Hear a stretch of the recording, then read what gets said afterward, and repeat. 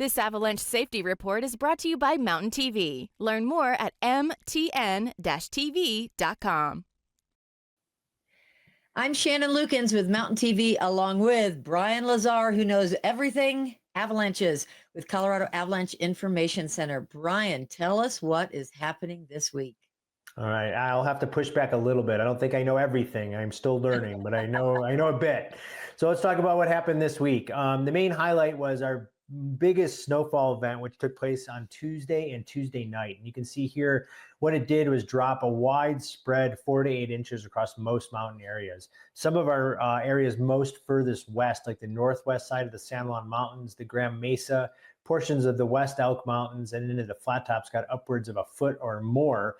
And that did lead to an uptick in avalanche danger with widespread considerable avalanche danger, or level 3 out of 5. And a lot of that was due to because not only the new snowfall, but it came with a ton of wind. This was even rocking houses and blowing off shingles in some mountain towns. And you can see here, and this is wind data from the Berthoud Pass weather station, but it's really indicative of what was going on across most mountain areas. You can see we had steady winds in the 20 to 30 mile an hour range. This is at 11,800 feet.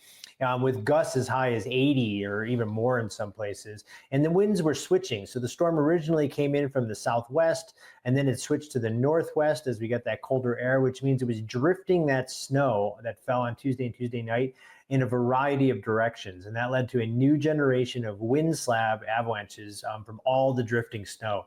And here's what a lot of those looked like. So you can see we're building our fresh generation of wind drifted slabs. Here's right near ridgeline. And you can see these avalanches are breaking generally kind of 1 to 2 feet deep.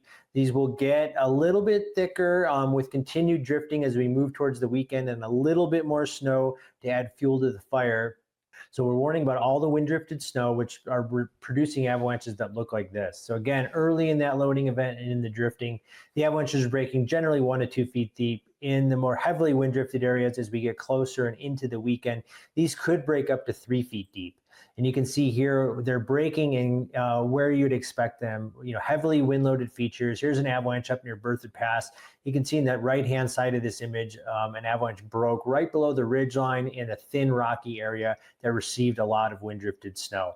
And one last one in this fresh wind-drifted snow from up near Vail Pass. This one is triggered by a snowmobiler traversing the slope from below, but you can see again, a lot of plump wind drifted pillows here in thin rocky areas, and this is where we're warning people to be aware of all that wind drifted snow. And what about the weak layers in the snowpack that you told us about last week? Yeah, they're still there. They're a little bit deeper in the snowpack, and where in the snowpack we're most concerned about really depends on where in the state you are. So in the most deepest areas, we're worried about avalanches that got buried in early and late March. And these are these upper kind of 2 stripes. And those are really the ones that we're most worried about in areas that have more than about 6 feet of snow on the ground.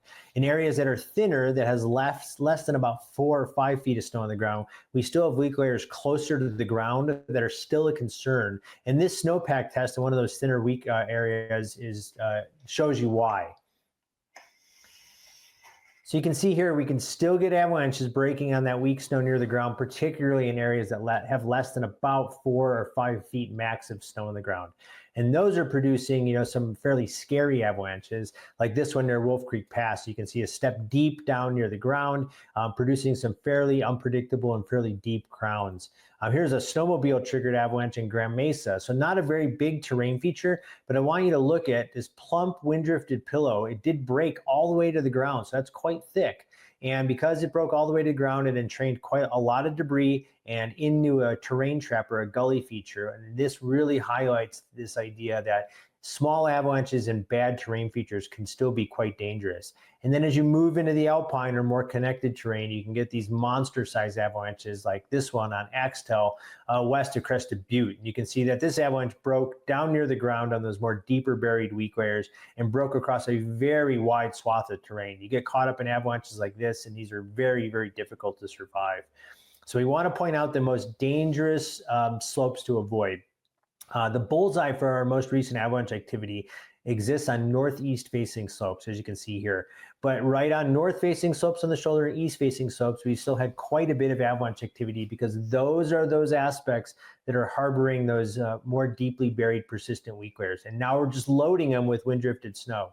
because of the variable wind directions that have occurred during and prior to our storm events, with a little bit more loading going on as we move towards the weekend, we've had to expand our most dangerous areas to include both northwest and southeast facing slopes, which really just leaves the south, southwest, and west facing slopes as areas that offer some safer riding options, largely because they've been scoured of a lot of the new snow that fell, and they don't have all of those buried persistent weak layers. And so if we can avoid those aspects, particularly with slopes that look like this, we can really reduce our chances of triggering an avalanche. I want to point out here that this is obviously a highly wind affected piece of terrain.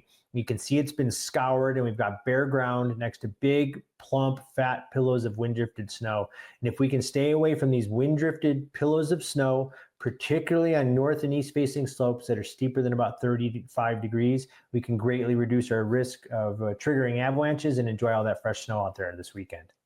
Thank you, Brian. And can we avoid using the word monster avalanches in the future? I will come up with a better adjective. I understand that that's scary. Too scary, too scary. Anyway, thank you so much. And whenever you're going in the backcountry, remember, check Colorado Avalanche Information Center, Colorado.gov /avalanche. Thank you, Brian. Thank you. We'll see you next week.